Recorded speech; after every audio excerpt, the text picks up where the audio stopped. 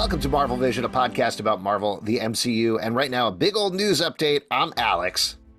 I'm Justin, and it's news time. News. Yeah.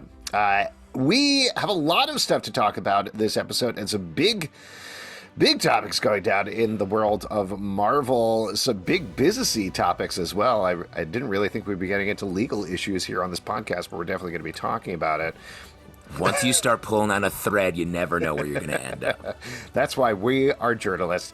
And to that note, if you got any tips or stories you want us to cover, email us at comicbookclublive@gmail.com. We'd love to hear from you, as well as the stuff that we're pulling out. But let's kick it off with Secret Invasion. We've gotten a lot of details about this show over the past week, particularly at a time, like we've been talking about, when we don't know what's going on with Marvel TV at all. Well, and it's just, when we first started doing these news updates, it was like, are we going to have enough to talk about? There's not much happening. And it's like, yeah, we do. So there's a big profile in Vanity Fair about Secret Invasion. And I mean, I guess you can consider them spoilers, but they're more details that they're releasing publicly, I guess. So a couple of things that I pulled out of this. First of all, Kingsley Ben-Adir is playing Gravik, who is a resistance leader. He has gotten frustrated with Talos, who hasn't been doing anything over the intervening decades to help the Skrulls establish not necessarily a new homeworld like taking over the world, but a new place to live publicly as themselves. So he is lashing back at that. He is being helped by Emilia Clarke, who is Gaia, who is Talos's daughter, who we saw very briefly, I believe, towards the end of Captain Marvel, all grown up now. She has joined the Resistance working for Gravik, so you got that emotional connection there. And a couple of other little details. The reason that Nick Fury isn't wearing a eye patch is because he wants to be able, Sam Jackson wants to be able to show weakness. You see, his eye there. He's not protecting himself. His armor is off. Nothing stronger than an eye patch. I see, that's why pirates are so revered. Because I'm always wanting to poke somebody in both eyes, and when I can only poke them in one eye, I'm like, not even worth it. That's not an eye patch you've got on, is it? Oh no, is that a peg? Double jeopardy. There's a couple of other things that I'll mention here. They didn't reveal this, but they said there's a reason in the show. Everybody keeps being like, hey, why don't you call it the Avengers, idiot? And he's like, nope. And they have an explanation for that, which is that their schedules weren't available and they did it a lie and they couldn't bring them in for the series. That's a fun episode where he's like, exactly. Hey, Iron Man, you died. So sorry. Click. Yeah. Is Captain America old or young? Oh, it's a different person now. Okay. Just a lot of catching up the details. Yeah, I don't know him as well. He flew by my helicarrier in one of the movies, but we didn't really work together too much. They should have a Marvel News podcast in the show so they could keep up on that stuff. They should. I assume there will be some sort of explanation like, no, the Skrulls with powers, we don't want to get mixed up with that. So, I would think it's like he's worried that they have been infiltrated, so exactly. He can't trust calling on the Avengers. And maybe that's a lot of what's underlying this series is suspicion and that sort of tension, which is really interesting, I think. Yeah. And the biggest reveal, I think, from the Vanity Fair profile is we got a picture of Martin Freeman wearing a tiny little beanie hat. It was very cute. Right. And that, of course, is a throwback to Avengers 47, where the tiny hat is first introduced. Yeah. Oh, my God. That issue, I actually have it framed. You can't see it. It's just off camera. Yes. Wow. So you can retire on the money from tiny little hat origin. Yeah, it makes sense to see Everett Ross here. I think it was announced before, but I just put it out of my mind that he was in the series. But if you're going to bring in all of the spy characters, Maria Hill plays a big role in this series as well. Makes sense. I think it'll be fun. They're talking about the Cold War feel. How do you feel about this after this Vanity Fair thing? Are you excited for the series? Yeah, I've been excited for this. If this is good, it could be sort of a mature, almost like Andor type series for Marvel, which is awesome. I loved Andor. I don't know if it's going to be as good as Andor because you don't have someone really helming it like Tony Gilroy. But what's also interesting about this to me is we've never seen this world, this sort of Skrull. We've only touched on it in different Marvel projects, but there's clearly been all this stuff boiling underneath. So we're going to be learning a bit of history at the same time they're telling the current story. Yeah. Now, speaking of history, we don't know when in history exactly this series is going to debut. However, very briefly, there was a page that went up on Disney Plus that seemed to reveal the release date of Secret Invasion. That's June 21st. There's going to be 6 episodes. I will say, as we're taping this, there is a new trailer that is coming out on Sunday night as part of some sort of sports game. Honestly, don't know which one. I didn't write it down. So presumably they'll reveal the date there. I was kind of surprised they didn't mention anything about it in the Vanity Fair article. That felt like a prime time to be like, Yeah. releasing this summer, but no mention of dates whatsoever. So presumably we'll get confirmation of that soon. All of that, I will say, in advance of knowing the actual info, makes sense to me. June 21st sounds like a good date. I think when we talked about this on another show, I think it was like June 21st. That is a day. It's a day. It's perfect. It's going to be perfect. Yeah.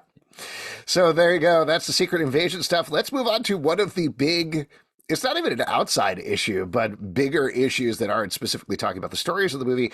Ike Perlmuter, the guy who has been in charge of Marvel Entertainment for years at this point, was, according to the New York Times headline, fired by Disney. Now, Later. Get out of there, dude. Now, this is something you might have seen if you're not like deep into Marvel stuff. You might have thought, who's that? Why do I care? What's going on? This is one of those things that, on the other hand, people who are steeped in Marvel business stuff lost their minds at. I mean, I know I certainly lost my mind, and this has heavily affected the development of the MCU and the development of Marvel Studios. Ike Perlmuter, and this is the short version of the history, Ike Perlmuter is a guy who came in and essentially saved Marvel back in the day, gearing it towards being an action figure company through Toy Biz, I believe was the name of the company. Genius. Yes. Well, Marvel was about to tank. Like, it was going down. He's also famously insanely stingy to the point of, and this is not a joke, picking paper clips out of the garbage because people were using it, saying, hey, why don't we serve people potato chips at movie premieres instead of popcorn because it's cheaper. And I know this one for a fact, at the Marvel Comics offices, maybe this has changed in the intervening years, but for a long time there was one bathroom of each gender for hundreds of people to use. So where he was like, nah, we don't need to spend the space on that. Let's do this. So a lot of stuff like that. And then there's even worse things. Like, he was the one who blocked for years a Black Panther movie, a Captain Marvel movie, under his assumption that women and African Americans don't sell movies. Like, nobody's going to see those movies. Let's not do that. They don't sell action figures. That's where our main business is. Forget about it. He also, and this is a little more rumory, but was rumored to have said, yeah, sure, replace Terrence Howard with Don Cheadle. Don Cheadle is cheaper and people won't be able to tell the difference. Yeah, and that's not even getting into the politics of his public politics. He seems like a psychopath, like someone who, like a cigar holding, like, you know what I think? No bathrooms on the 5th floor. They can go at home. Like, that's the kind of attitude he has. It's just like, what? And the fact, so he got in a big fight recently in like last year or so. He tried to do like a sort of board member shuffle to try to get more power in Disney. And they were like, nope. And then, 5 months later, they're like, later, we don't like people like who are trying to take over. He tried to get Kevin Feige fired, and that was one of the big things that essentially reduced his role in the Disney company. And I say reduced, even though what they did was they shifted him over so that he was in charge of Marvel Entertainment while Kevin Feige was Marvel Studios. Marvel Entertainment, by the way, is the video games, the consumer products, the live experiences, and most importantly, the comics. He was in charge of all that. Dan Buckley, who's the publisher of Marvel Comics, that's the head of Marvel Comics, essentially, he reported to both Kevin Feige and Ike Perlmuter. What's going to happen now is, now that Ike is fired, he's just reporting to Kevin Feige. A lot of alarm bells went off in the comic book community because the New York Times article said, oh, Marvel Entertainment was deemed redundant and is being folded under Marvel Studios and Kevin Feige. Entirely possible. Layoffs happen all the time. Reductions happen all the time. My suspicion, though, Bob Iger has reportedly hated Ike Perlmuter for very good reason for years. Yeah. And found a way, now that they are laying off 7,000 people in the Disney company, to say, oh, Marvel Entertainment is redundant. Sorry. We got to downsize that division. So got rid of Ike Perlmuter and all the people that report directly and are very loyal to him.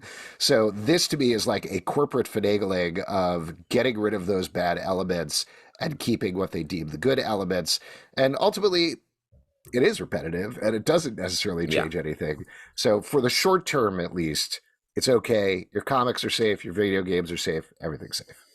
And I got to think this was, like you're saying, a corporate choice and not about some sort of like, now we need to have a different control over the comics or we're going to take more, reduce that or whatever. It feels like the cost cutting they were doing was getting Ike and his briefcase full of action figures to hit the road. Yeah. And I'll just mention, if you want to read really good reporting about this, head over to Comics Beat. Heidi McDonald has been in the industry for years and has followed the Ike Perlmuter story for years in particular. She always writes really, really good stuff about this. And so check that stuff out. I think ultimately it doesn't mean anything for the MCU right now, other than not having an insane, super rich person trying to block every woman and minority from being on screen. So good stuff. And one other thing about that, like, I don't think the comics are being threatened because they are the creative sort of source for a lot of the MCU. And I think Kevin Feige and everyone up at the top knows that. And I don't think they want to break that. Even though they have a huge backlog, they could dip into comic stories from decades and be fine. I still think they like the comics to be what they are, earning some money, not a ton, but also being the creative juice that keeps the MCU going. Well, let's move on to a casting story. Liv Tyler is back as Betty Ross in Captain America 4.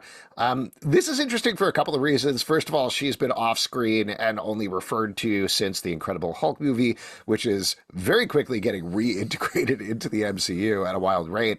But in particular with this movie, we now have Betty Ross. We have Harrison Ford as Thunderbolt Ross, now the president of the United States. We have the leader is the villain. There's rumors about Thunderbolt Ross turning into Red Hulk at some point in the movie. We have heard that maybe She-Hulk will be in the movie. Maybe Scar, who showed up in She-Hulk, will show up at some point. Hey, maybe even Hulk will show up. I don't know. But I guess my question is this once again like Thor Ragnarok, a secret Hulk movie and not a Captain America movie at all? Well, it is really weird. If you said all those things but didn't tell me the title of the movie, I'd be like, well, this is clearly, they're taking another swing at Hulk because there's no element that you've just listed that says Captain America. So, of course, it feels like a Hulk movie. But why? They're like, the Hulk movies were sort of not good twice. So they're like, we can never make a Hulk movie. We can make a bunch of movies that are Hulk movies as long as we don't title them Hulk. It's weird. Well, but so the other part that plays into it, which has never been clear, and they've never been purposely, I think for legal reasons, totally public about, is, and this, I believe, is a direct result of Ike Perlmuter, the Hulk rights were over at Universal for a very long time. I believe in some sense they still are because of Universal Studios and Islands of Adventure having a Hulk ride there, which locks up who can and can't do a Hulk movie. So I don't know. Maybe they're still not allowed to do a Hulk movie, you know? And so they keep sneaking it in. A Thor movie is also a World War Hulk movie or a Planet Hulk movie. And this movie, Captain America 4, is our World War Hulk movie, potentially. So it's weird. And it's a weird thing, particularly if that's the way they're going with, okay, Sam Wilson, he's Captain America now. Here he goes. Here's a bunch of Hulks. It's a little bit of a swerve. Well, and on top of that, you've got the sort of the different Hulk movies with a different actor playing the Hulk, and now we're sort of mixing the peas and carrots of that, which is also weird. Everyone's like, well, it's part of the most recent Hulk movie is part of the MCU, and I'm like, I know, but it still feels like weird. It still feels weird.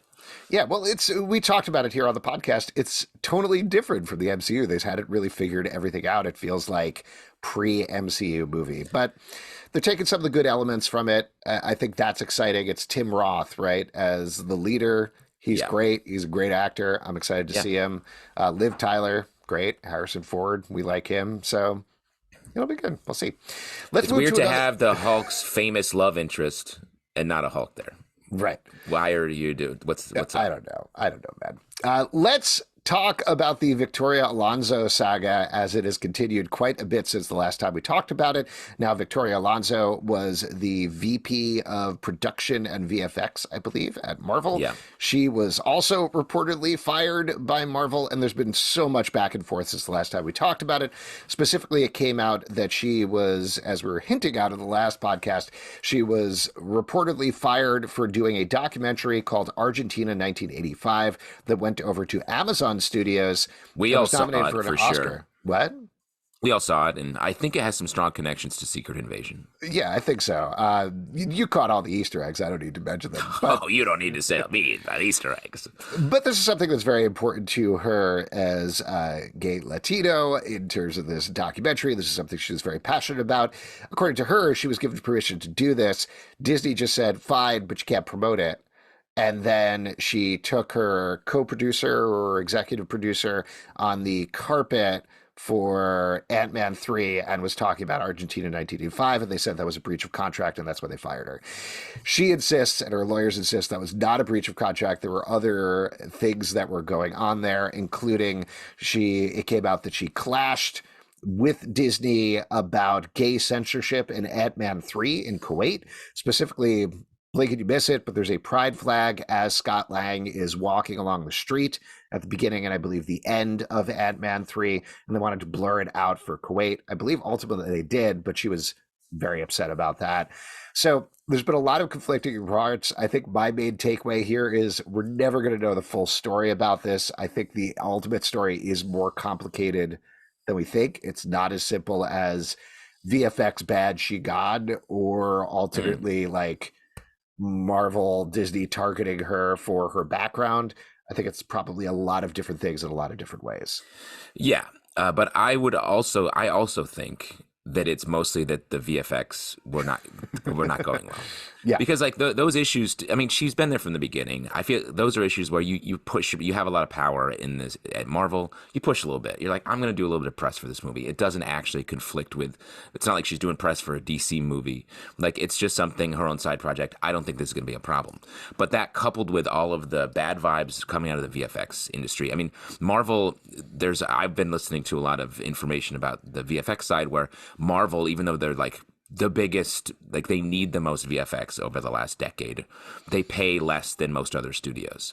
She like reviewed every single VFX shot for every Marvel project. She would watch them herself. That's insane. That's so much. That's so time consuming, and like give notes and everything. And so, and then the product was dipping, and then the movie doesn't do well, she's out. Because the VFX were targeted as a huge problem for specifically Quantumania.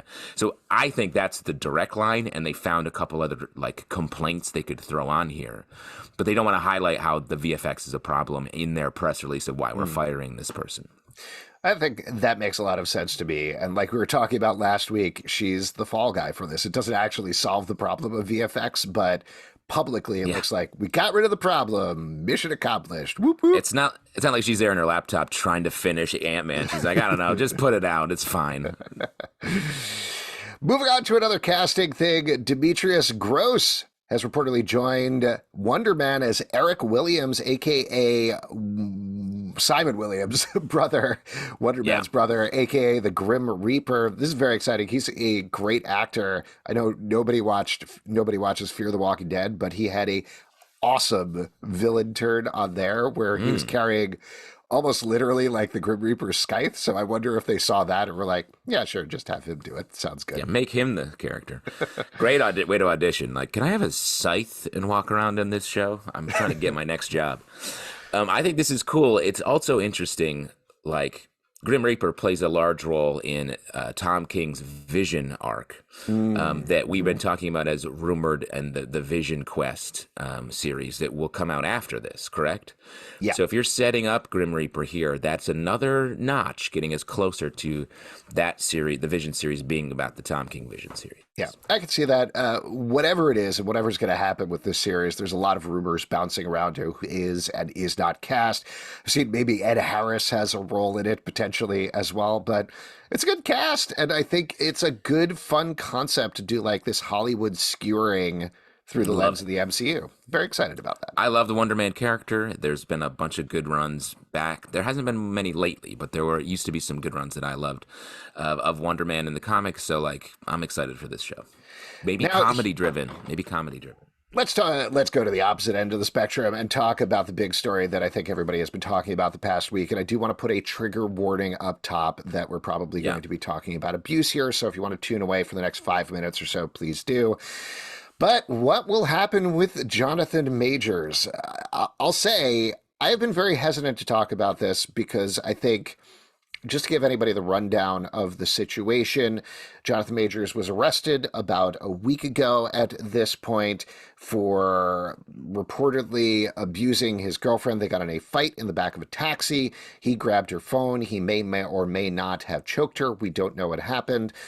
Since then, he has been released. She has gotten out of the hospital. And the big update on this case, and this is the thing that I really did want to give a trigger warning about, is his lawyers released a series of texts from her to him, or at least they say they are, where she was apologizing for everything and saying, oh, I didn't want you to get arrested. That's not what I want. I told them that specifically. And this is the phrase that, like, frankly made me sick to my stomach. Was in her text, it says, I told them it was my fault for trying to grab your phone. I only just got out of the hospital, which is classic domestic abuse language. It is gaslighting language. It is all of these other things. I don't know what his lawyers thought they were going to get out of it, but it did not look good after that, frankly. And we don't have real reporting about this, but there are rumors that Marvel at least has had a conversation about Jonathan Majors, but we don't know what happened off that. So the thing that I've been hesitant about is like, what does this mean for Marvel movies? Because a woman got hurt, and that is the main part of the story.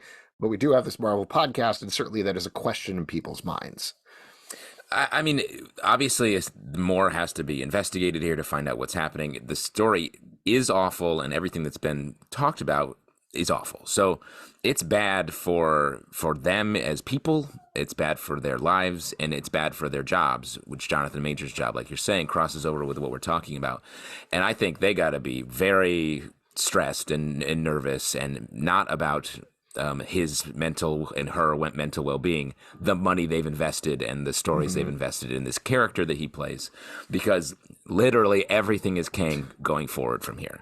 To have this come out, when I first read this story, I was like, I can't, this is like the worst possible situation for them to be in. It's a bad story. It's the character they're pinning so much on, and there's going to be no way forward besides to ignore it until it's too much of a problem, and then it's a big problem. Which is what I think they'll do. You think they'll ignore it until it becomes a bigger problem? I think so. Like, I don't know. What are they gonna, if they come out and say they're keeping him and the story gets worse, that's very bad. If they come out and get rid of him and then they have to redo everything, like it's all just, there's no good move for anyone. This is just a bad situation, and I hope it doesn't get worse for him personally and her personally, and they need to just start there and then deal with the ramifications after. Absolutely. I mean, I think, frankly, what probably will happen is the classic Hollywood thing of Jonathan Majors will say, hey, I have rage issues. I'm getting help. I'm really working on myself. I've been talking to a therapist, et cetera, something like very vague in terms of what he's actually doing. And Marvel and Disney will probably hope that it sort of smooths over versus saying, you're out, get out of here immediately. And just to talk about it from like a logistical level, people have said, come on, like we were talking about earlier, they recast Terrence Howard, who also has a serious history of abuse that he has owned up to, not to his credit necessarily, but he has admitted to, and was replaced by Don Cheadle. And people have said, oh, it's the same thing. They replace people all the time. They replace them. They replace the Hulks, etc.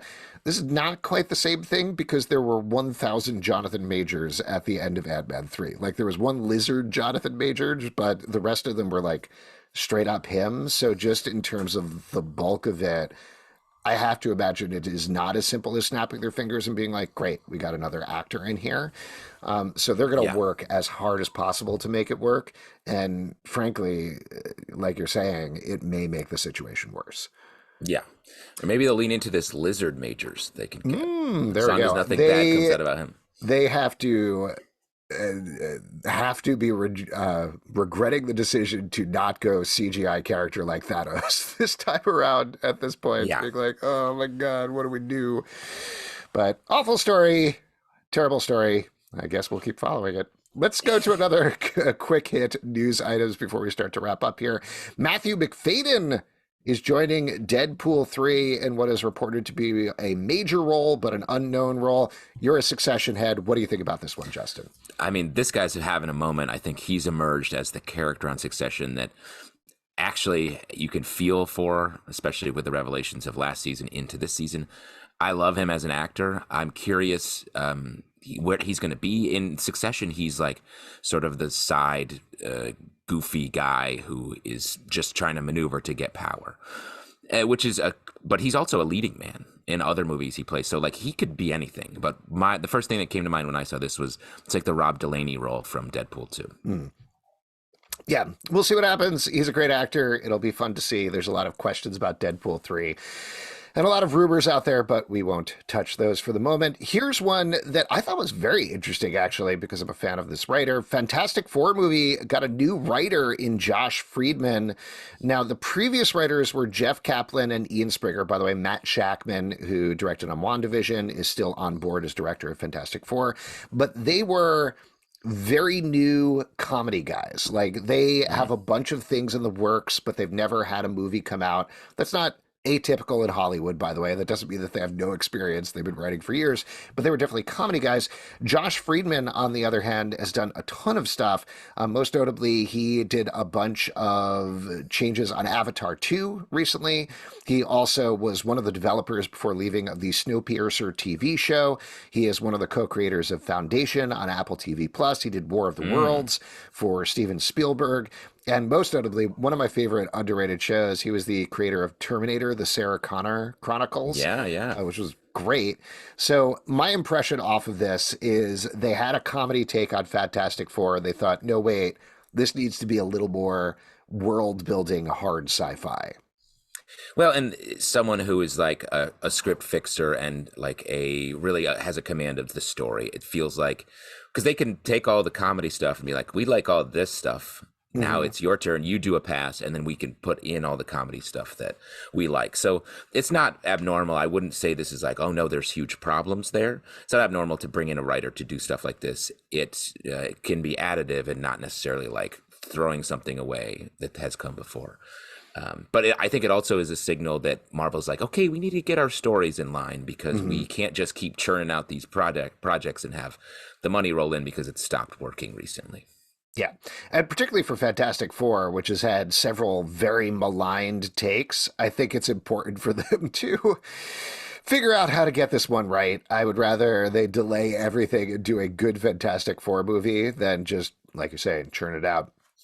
As long as the tone, like I think the previous Fantastic Four movies are like so self-serious, and that's not the MCU tone, or at least it wasn't. I think we're getting there a little bit. But if they can bring a Fantastic Four movie with the original comic vibe or the early MCU tone, I think that's where they want to be. Well, and to that end, and then we'll move on to our next news item, which is semi-related, but I think Josh Friedman is actually really good at mixing those things. Like, his stuff are big sci-fi ideas that are super complicated and laid out in terms of the mythology and the mechanics of how they work.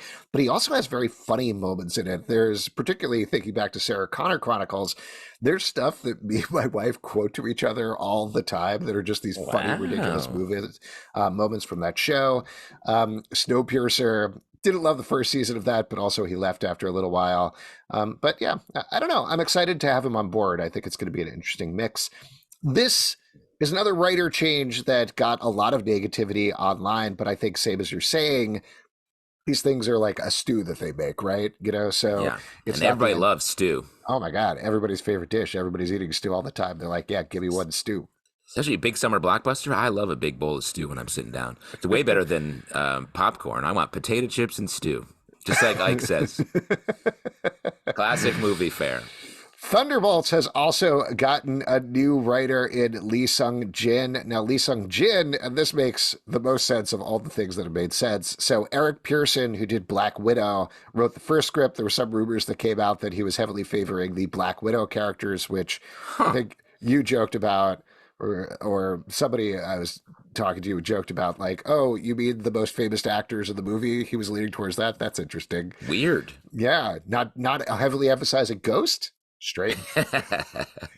But I think this is just like re-gearing it. It is Leesung Jin is the creator and showrunner for Beef, which we talked about last week, is this new show on Netflix.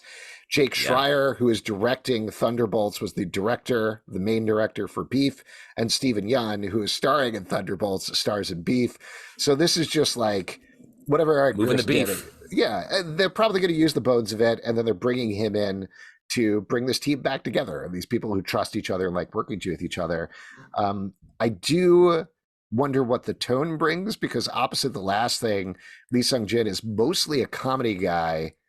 Beef is much more serious. It's an A24 production, so there's comedy throughout it, but it's a very subtle kind of comedy.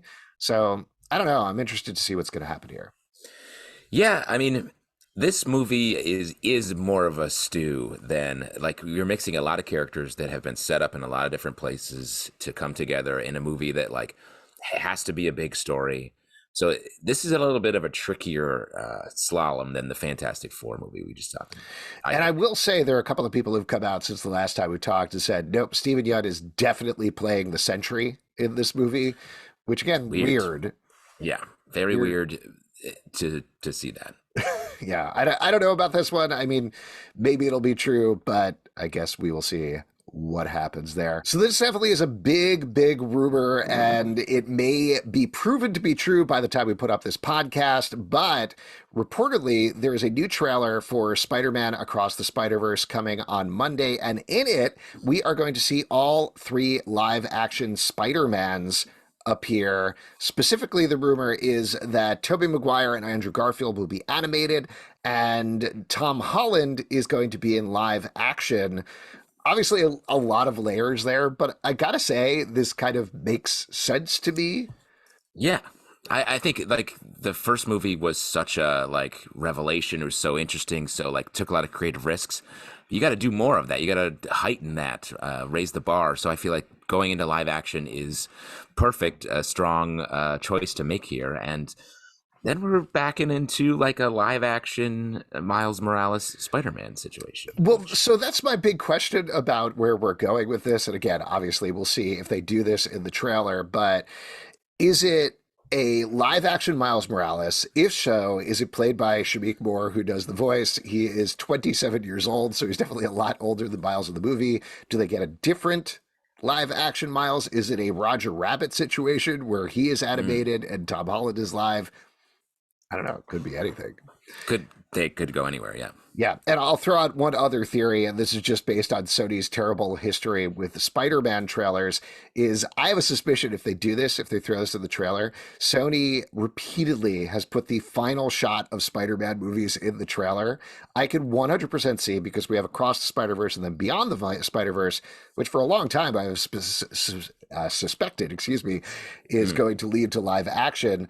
I can imagine you have the end of the movie. Miles ends up in the live action MCU with Tom Holland. Tom Holland's like, whoa, another Spider-Man. And that's where we end. And that's what we see in the trailer. And Miles is like, whoa, who's playing me right now? Is it me, my voice, or is it me, a different person? I guess we'll find out next time on Spider-Mans. You could do a whole Mandalorian thing where the guy doing the voice never is in the suit. Absolutely. Get the Respeecher app, my favorite recent innovation. All right, folks, that is it for all the Marvel news for this week. Thank you so much for tuning in. Again, if you got any tips or stories you want us to cover, email us at comicbookclublive@gmail.com. If you want to support this podcast and all the podcasts we do, patreon.com/comicbookclub. Also, we do a live show every Tuesday night at 7 p.m. to Facebook and YouTube. Come hang out. We would love to chat with you about Marvel stuff. Apple, Spotify, Stitcher, or the app of your choice. to subscribe, listen, and follow the show at Comic Book Live on Twitter, Comic Book Club Live on TikTok and Instagram, comicbookclublive.com for this podcast and many more. Until next time, stay marvelous. Let's give everybody raisins at the movie theater. They could just eat a bowl of raisins.